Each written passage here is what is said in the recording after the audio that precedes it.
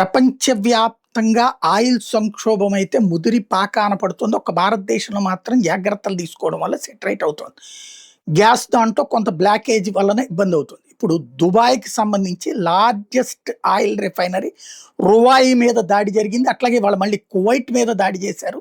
నిన్న మళ్ళీ వరుసబెట్టి ఆయిల్ క్షేత్రాలకే దాడులు. వియత్నాం వచ్చేటప్పటికి చివరికి అంటే ఈ ఆయిల్ ఇంపాక్ట్ ఎట్టయిపోయిందంటే వియత్నాము వర్క్ ఫ్రమ్ హోమ్ అన్నటువంటిదే 90% చేయండి అని పిలుపునిచ్చింది.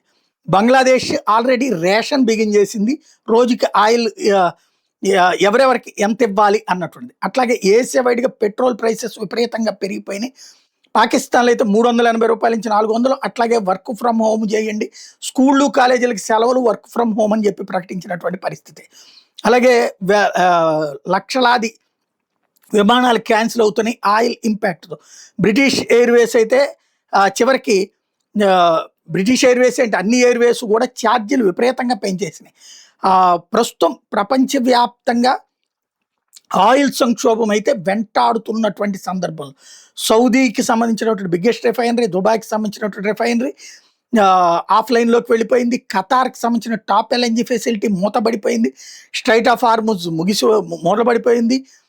JP Morgan 4.7 million barrels day close తగ్గిపోయినాయి అని ప్రకటించింది.